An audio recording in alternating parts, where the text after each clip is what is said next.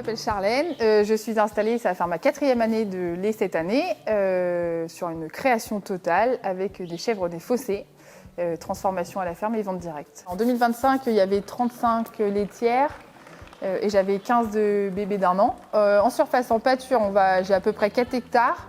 Du coup, c'est une particularité parce qu'en fait, du coup, c'est des chèvres qui sont au pâturage toute l'année.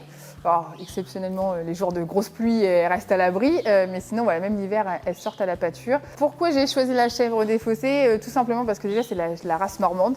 Petit gabarit, toute poilue, toutes les couleurs, elles sont toutes différentes, il n'y a pas une chèvre qui se ressemble. Le fait de participer à la sauvegarde avec le suivi de la génétique, etc., c'est vraiment chouette. Le système d'élevage aussi me correspond bien parce que c'est des chèvres qui vivent beaucoup à l'extérieur, qui sont au pâturage et moi voilà, j'aime bien être dehors et je ne conçois pas trop d'être enfermée. Et après c'est aussi un lait différent des autres races. On a des petites spécificités vraiment de la chèvre des fossés. Par exemple, on a de l'oméga 3 de l'oméga 6 dans notre lait que les autres races n'ont pas. Les chèvres font moins de lait, mais on a un lait vraiment d'une qualité différente. Donc en fromagerie, on arrive à se rattraper un petit peu avec le rendement fromager, qui va être un petit peu plus important que les autres races. Déjà la race, en fait, déjà dès le départ, je suis partie avec une race qui va au pâture, enfin à la pâture, c'est obligé. La fossée, c'est 95% herbe et foin. Et un tout petit peu de céréales au moment de la traite, histoire de les récompenser et de sécuriser ma ration derrière. Moi, je fais du pâturage tournant, donc c'est-à-dire que tous les jours, une journée ou deux, les chèvres changent de pâture en fait, donc je suis au filet, donc tous les jours il faut que je change ma clôture pour qu'elles aient de l'herbe fraîche tous les jours. Donc voilà, de faire le pâturage tournant, ça permet vraiment une bonne gestion de la pâture. Les chèvres sont contentes parce qu'elles ont toujours de la bonne herbe et moi derrière je suis contente parce qu'il y a du lait aussi et les chèvres sont en bon état, voilà, tout va bien et la gestion des parasites se fait aussi comme ça quoi. On s'adapte par rapport à la prairie, par rapport aux chèvres, aux besoins des chèvres aussi et aussi au climat quoi. Mais c'est à moi de gérer quand je mets mes parcelles, justement, quand je mets mes filets, hop, j'adapte pour qu'elles aient un régime varié tous les jours. Et suivant la période aussi de lactation, l'idée c'est d'essayer de faire de l'orge là au tout début et après voir si je peux adapter, faire des mélanges de cultures, de l'orge avec du pois, enfin voilà, essayer de faire des choses comme ça, de mixer pour pouvoir vraiment viser l'autonomie à 100% au niveau de la ration des chèvres. Voilà, du coup, c'est intéressant d'être dans le groupe parce qu'on fait nos calculs tout ensemble, justement de se rendre compte, de voir si on est complètement dans les choux ou pas par rapport à nos coûts alimentaires. Moi, je suis très très basse. Moi, en coûts alimentaires, alors j'ai pas encore fait mes calculs pour 2025, mais en 2024, j'étais à 36 € par chèvre par an de céréales et puis 9 € de vitamines et minéraux, quoi. Ouais, alors sur l'état de santé des chèvres, comment on s'en assure? Déjà, c'est de passer beaucoup de temps avec elles.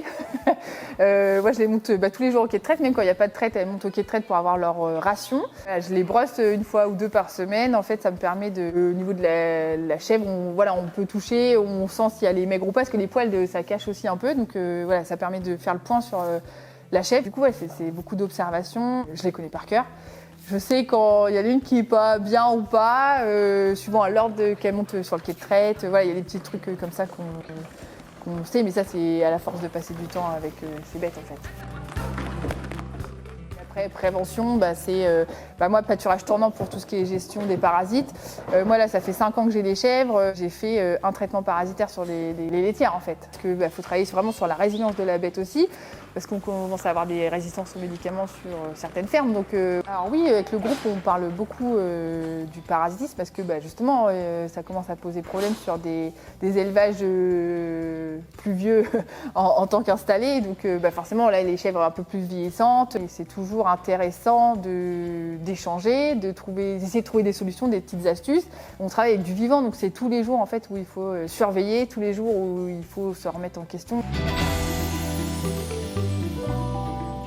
J'ai rejoint le groupe GI2E à mon installation en janvier 2023.